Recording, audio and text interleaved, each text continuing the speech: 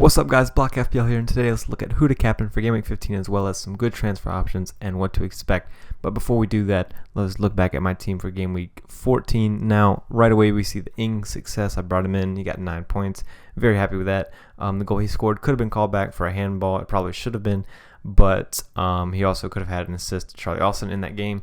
Overall, he looked okay. He doesn't really get involved in the build-up play too much, but he got his chance and he scored it, even if it was invalid in terms of what they should have called.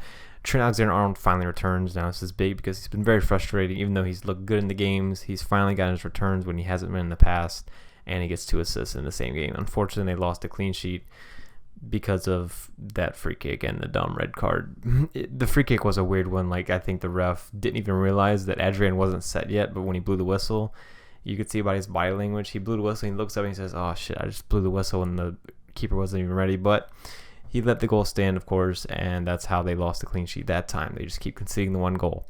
It's very frustrating. KDB had not many shots, but good quality. He's just a quality player, and I would like more volume of shots and attempted crosses out of a 10 million player, but his quality, and he's scored 2 games in a row, so I'm gonna keep playing him, and I'm not gonna get rid of him. So with Cantwell on the bench, it's sort of disappointing, but I was never really gonna play him. I figured that Norwich just had one good week where they looked okay, but Arsenal can't defend, so Cantwell gets a goal. There was a nice goal, though, but I don't think I'll be playing him again, but that is a talking point for this next week. The rest of the team in general was pretty disappointing, especially I would say Martial and Madison. I sort of expected things from them.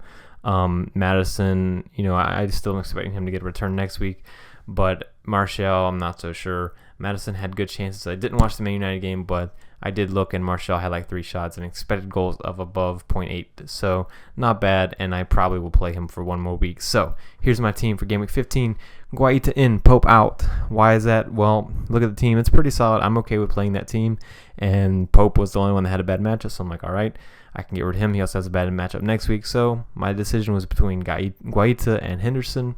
Now, Guaita does cost 0.3 more, but considering Henderson's fixtures from Game Week 20 to Game Week 24, I was like, let me take Guaita. He has 2 less tough fixtures over the next 15 game weeks, so hopefully that will give me enough time to, because I don't really plan to make another goalkeeper transfer until I play my wild card, so hopefully Guaita will get me to that point.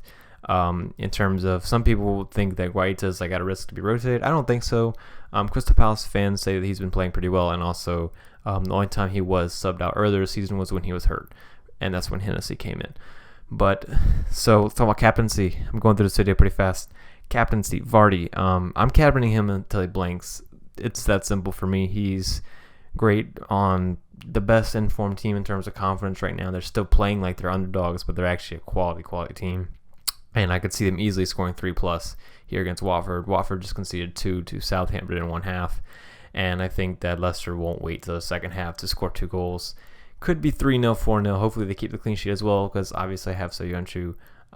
Cantwell, Martial, what to do with them? For me, it's all about, I don't know, I think it's going to be all about Martial in terms of getting back at Jose Mourinho. You would think he'd be determined to score. I mean, maybe I have a tendency to really look at things from a psychological perspective because I'm majoring in psychology. But I think that as a striker, he's really going to want to try to score, and maybe he provides a little more effort in terms of movement and just hunger to score a goal. I don't know if that's what he's lacking, but maybe it is. If it is, we could see it in this game. So I sort of am excited to watch that game just to see how that goes. Now, transfer targets that I'm not getting in this week, because obviously I made the goalkeeper transfer, which is kind of boring, but let's be honest here. I think it was a decent transfer. It was something that certainly improved my Guaita certainly has a higher chance of getting more points than Pope this week. So I thought that was pretty clear. So I'm like, all right, let me do that. And that way I know no matter what, I've increased the probability of my team getting more points this week. That's not to say there wasn't a more optimal move I could have done, but Pope probably won't return. Whereas if I get rid of somebody like Martial, there's a chance he does. So I went with the safe option there, I think. And it protects me for the future. Zaha. So obviously I've got Guaita because they've got great fixtures. Zaha, obviously on the same team, has great fixtures, and he's their talisman. He's one of my favorite players to watch in the Premier League. His dribbling is great. He's finally scored in the Premier League 2 games in a row now. He's got to have confidence finally. And Crystal Palace have pretty much had tough fixtures over the first 15 compared to most teams. So that's sort of another reason why I've gotten in Guaita, because Yes, their performance hasn't been amazing so far, but when you consider the fixtures and now the fixtures that they have, it's sort of like the same thing you had with Ings. Ings scored really in all these tougher fixtures. Now he's got these easier fixtures, and I'm thinking that we could at least see a continuance of the form, if not an increase, in terms of more goals or more clean sheets in the case of Guaita. So I do like Zaha. I could get rid of him. I could get rid of Martial to bring in Zaha for -4, but I'll probably just wait a week. The simple move here is for me to just wait a week and bring in Zaha next week. So that's what I'm planning on doing unless something crazy happens. And when I say next week, I mean later this week because, next game week. Because obviously these game weeks are really close back to back. But I do like Zaha and maybe even IU. IU is a decent shout just because of the value. But there's also people like Lys Mousset and Ings that are cheap strikers as well. So a lot of value in cheap strikers at the moment. I still have Abraham. I'm kind of excited about it because I think he can come back and still just be doing fine. But like I said, a lot of people have been taking hits to get rid of him. But my team here, it's solid. So I don't really feel a need to take a hit. There's one advantage of having a good bench, I guess. And I feel like not only, with me replacing my injured player, does that demonstrate my depth, but also the fact that I still had points on the bench last week with Cantwell, and it's possible to happen again. Maybe I could even take a punt and play Cantwell over somebody like Robertson or Trent. What do I see happening in the Liverpool game? Honestly, they'll probably concede 1 goal again, and part of me saying this because I've been saying they're going to keep a clean sheet for a while now, but I think if I say that they'll concede 1 goal, of course, that they'll finally keep their clean sheet that they've been so close to getting. But so yeah, this is my team, and I do think that I just still got to play my Liverpool defenders, and I'm going to stick with the 4-4-2. I think I've pretty much got to play Lundstram this week. Newcastle at home. If you really wanted to, you could captain him. But no, I think that Vardy is the clear captain choice here. If there was like a bunch of other like attackers that had hard matchups, then Lundstram would actually be an option. But no, you can't captain. Not with Vardy. You have to have Vardy captain, in my opinion. But you don't have to, because once people say you have to do anything in FPL, they're wrong. Unless they say you have to play a goalkeeper because they're right then. But no, I think that Southampton against Norwich will be... I think Southampton will find a way to win the game because they're at home.